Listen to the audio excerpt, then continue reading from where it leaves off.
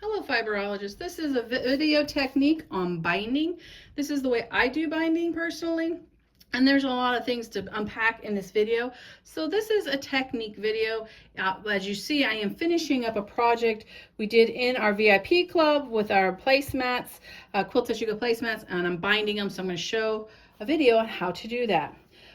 For binding on this small of a project, I really like a 2-inch cut. If I was doing a quilt, I would cut my strips at 2.5, but again, small, I really want a small binding on this for just a better look and use, so it's not big and bulky and distracts from the placemat itself. So what I have done is I'm using a fat quarter. You can do this with the fabric as well. Again, this is the fat quarter that was part of that placemat project and kit, so this is what I'm using to kind of demonstrate how to do that. I cut 6 strips of against the 20-inch side of the fat quarter, and now I'm going to combine these and make a snake. That's what I like to call it. That's what I like to call it, a snake. So what we're going to do is we're going to take one piece, right size facing up, make it go horizontal. We're going to take a next one that we want to add to it. Make sure you cut off the selvage. I did not do that before the video, but make sure you do that. You do not want that in your binding. You're going to take your next piece and lay it perpendicular or vertical towards that end corner. At this point, take a ruler and just draw a line from corner to corner, and that is what you're going to sew, pin it in place, and take it over to your machine and sew. So that's what I'm going to do next. I'm going to take this over to my machine. I'm going to add all my pieces and make a really long snake, and then I will meet you at the ironing board. Okay, we are now at my ironing board, and I'm going to show you how we do our next step. So when I piece in a chain, keeps it simple. So I'm just going to snip those right now. And then I'm going to trim off the triangles. And the triangles are easy, you just trim them. But my logic with binding is you're not going to see it because it's all under, it's all wrapped around itself. So it doesn't need to be super accurate. Just take a pair of scissors, gauge a 1/4 inch, and trim it down. And gauge a 1/4 inch. Hopefully you guys can see.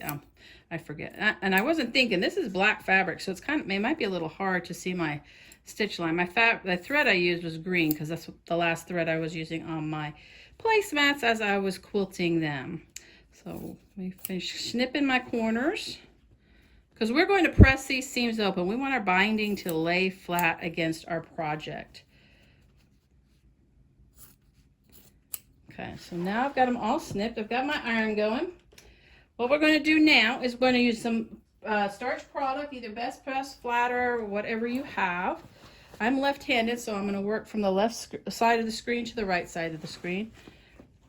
If you were doing a really large binding, I would recommend maybe a bucket at the end of your ironing board so it can fall into it and not just lay on the floor. But this is not a lot of binding, so I'm not overly worried, even though I do have pets. So I do starch this because I want it to stay flat as I am sewing it under the needle. And since I did just spray down my seam area here, I'm going to finger press it first. Does that show up on the camera? Yes, it does. And then take that iron, press it. Then I'm just going to fold it in half and press the entire length of my snake just like this, pressing it in half. Keeping that, making sure I'm pressing open my seams, and I keep going. I slide it down. I'll show you here in a second. So see, it's flat, and that's why I use the flatter. Slide it down, rinse and repeat. My favorite things in teaching to say, rinse and repeat. A lot of processes in quilting are just rinse and repeat. Again, putting my iron down, and coming just across, folding in half, press that little seam open, and doing that the whole length of the binding. So do that for the whole length of the binding, and I will meet you back at the sewing table. All right, we are back at my sewing machine. So now we're ready to apply our binding. We have to apply our binding, and then we'll do another final stitching of our binding. So it's actually 2 steps in applying our binding. So the first step, if you are going to finish your binding by hand, you always want to sew it to the front side of your project. If you're going to bind it by machine, which is what I'm going to do, you're going to apply it to the wrong side of your project. So what you see here is my binding. I've rolled it up after I pressed it to keep it neat. And I do this thing with a grocery bag that I stick on my extension table for my machine. You could do the same thing. You pull off your extension table piece, slide the bag around the throat of your machine, and then put it back on, and it stays right in place. So I'm going to drop it into the bag. You're not going to see it because it's off screen, but you definitely can hear it. And we're going to start stitching. We want to start stitching about 2 to 3 inches, well, I would say 4 to 6 on this. 4 to 6 inches down, because this is what we're going to do to connect it when it comes back around. So we don't want to stitch it down right here. We won't have no space to play. So give yourself about 6 inches. And I like to start not in the center of a side, and I do pick a long side. You do need your walking foot. So that is what you see here on my machine, is my version of a walking foot for my Janome M7. And you also want to increase your stitch length probably to about 3 or 3.5. That way it'll go faster. And again, this stitch is more of a basting stitch anyway, because you are going to stitch on top of it for machine or final stitch it by hand. So what I'm going to do is I'm going to start sewing. And let me see how I'm going to do this, because the camera is right between my legs. This is always fun to do this part. And I'm going to show you how we do a miter, and then we will move on. I am going to back stitch, so I'm going to back stitch. And I am doing about 1/8 of an inch seam allowance right now, because I want to be able to flip it over and have enough space.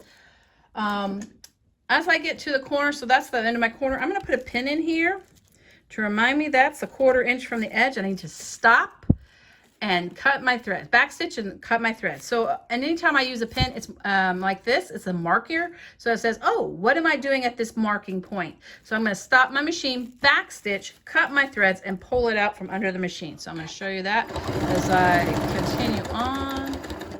Lift my needle up, back stitch, and then cut my threads. Once you cut your threads, pull it completely out. Do not just pull your project completely out and rotate it 90 degrees, because now we're going to sew down this side for this side of the binding.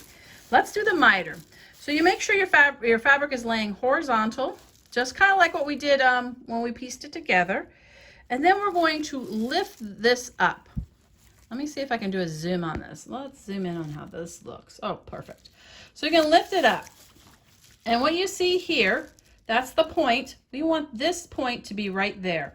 You're creating a 45-degree angle with this fold, so make sure it's 45. Don't make it wonky. Make it a 45-degree angle. Then we're going to pull this and bring it down on top of that fold that we just created. In the process, we are going to make sure it's lined up with this side and it doesn't go past this edge. So the fold doesn't go past this edge and it matches up with this side. You create that little fold, and that's going to be very advantageous when we get back to the front, when we sew on the front, because then we have to fold that over and make a miter. I also, when I come down this side, come down and start about 1/4 inch down. So that way it gives me a little more fudge room as I am making that miter point on the other side. Make sure you back stitch and carry on to the next corner. So go ahead and do this part. And when you come back to the beginning where the tip is here, I want you to stop sewing about 6 inches from that area and come on back, and then I'll show you how to join the two ends. We are back, and we have gone all the way around, and we have left about a 6-inch space. If you're doing a quilt, I would recommend 6 to 10. It makes it a lot easier to manage this under the needle, because for what we're about to do next. What I do, and again, this works for me, but you could, what I recommend is always learn from a bunch of people and find what works well for you. What I do is I find I look at my open space and I kind of eyeball a center spot, and then I'm going to cut my left side to that center spot. Then I have this piece, and I'm going to use this as a measuring tool. I'm going to lay it down, pin it in place, Then I'm going to bring the right side over and overlap that piece. You want your right side to always overlap your left the width of your binding. So let me say that again. You always want your right side to overlap your left side the width of your binding. So I've got that little tool there in place, and I'm going to just snip it, maybe. Again, I'm working behind the camera. I'm going to have to learn some new ways to do some videotaping. And then you just remove those two pieces out of your way. They're perfect leader enders. I'm going to hold on to this pin that we're going to use in a second. Okay, so we've got our pieces. They are cut. We're ready to sew them together. This is a little more tricky. And I've been teaching this for years, so just work with me. As they are laying facing each other right now, I want you to pull them apart, keeping them facing each other. Make sure they are still facing each other. You want to open up each side and lay it flat. Do not twist it. Just open it up and lay it flat. Let me go to this side. Lay it flat. Now this is where it gets a little crazy. I actually think this is too short. I like a lot of give when I am doing my binding. So I'm just going to snip a couple of these stitches here so I have a little more give. Again, because I used a larger stitch, it makes it a lot easier to do that, even though I back stitched it. So there we go, a little more give. Okay, so now that's flat and that piece is flat. We're going to take the right side. We're going to brush it towards the center and twist it 180 degrees. And we're going to lay it on top. So remember how we attached our binding? We had one going horizontal and one going vertical, perpendicular. So the same concept. Now it looks all munchy. Let me show you it again. So we got them facing each other. We're going to open them each flat. Try to keep it there. Take the right one, brush it up and twist it to where the right sides match this side. Now what you're going to do is pin it in place. I recommend a pin on top and a pin on bottom. And we're going to sew from this top left point down to the top or bottom right point. So the top left point to the bottom right point. And if you want to make sure that you didn't twist your fabric, put the pin where you would sew that stitch line, fold it back down, and you can see it's not twisted. So that's what you want to do to test it before you actually sew it. Now I'll tell you, this is a pain in the butt. Pain in the butt. But the best thing is it looks continuous binding and it looks nice. When you stitch this under your needle, I do not change my walking foot because I don't need to. I'm just going to make this stitch. It's going to look ugly. It's okay to look ugly.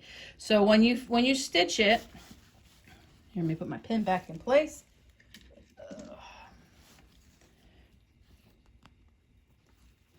Try to get it under the needle. I probably won't be able to record it while I'm sewing it because the camera is literally in front of my chest. So I'm going to stitch in between those two pins. You're going to have to move your project, especially if you're working on a quilt. So, oops, my pins came undone. Let me get off screen for a second and then re-pin it back. It's a little hard to videotape this way. Again, I will have to keep learning some better techniques on videotaping for you guys to see this. All right. So we've got the bulk of our project out of the way. And see, this is why it's important to leave that opening that gives you some extra space. We're just going to stick those under the needle and stitch that down. And once we stitch it down, then we open it flat and sew the rest of it across. Let me see if I can do it on camera because I like a challenge. I have a knee lift, which helps too. But let me take this pin out of the way. I need a above head camera. That's what I need. I'll get there. I'll get there. Put my foot down. Again, it's going to be sloppy. Just start sewing.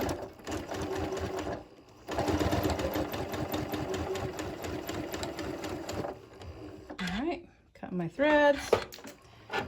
Get my special scissors out. Well, it didn't cut my threads. Okay. So now we've got our triangle. Our seams are all together.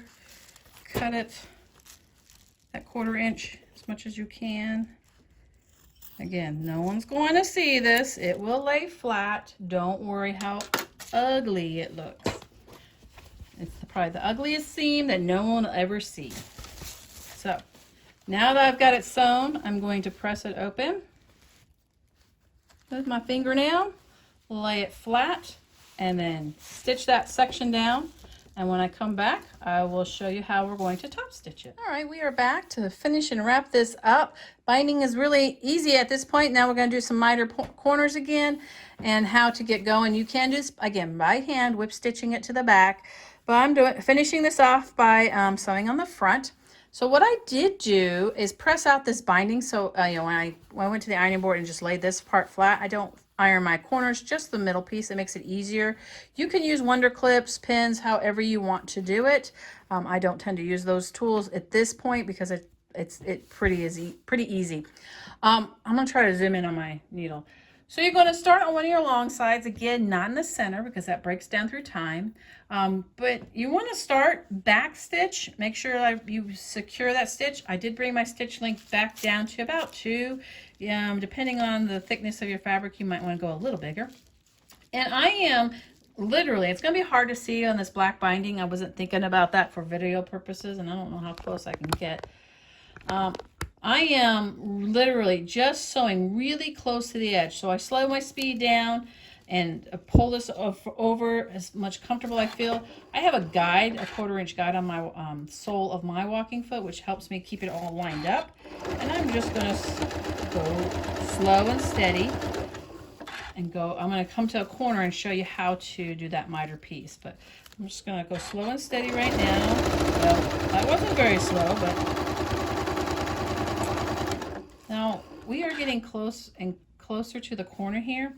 Let's do just a couple more stitches.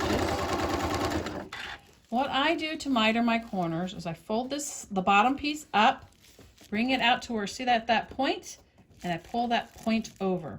Now if you have a stiletto, you can use it here to help hold in place. You can use a Wonder Clip to hold in place, but this allows you to manipulate it so you know that creates that really crisp, it's really hard to see with my black fabric, I'm so sorry, the really crisp point and straight line there. So I'm going to hold it in place because, again, remember, I'm a professional. I've done this a few times. And what I do is I stitch down until the needle goes past that fold. Then I pivot and turn. And then I rinse and repeat.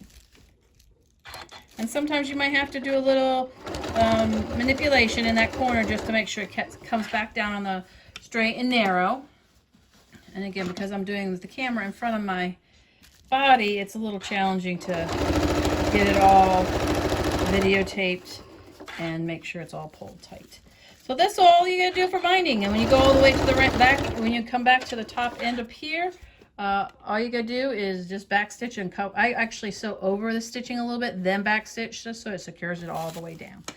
There you go. And that is how you do binding. And if you have any questions, just leave a comment. I will talk to you soon. Thanks.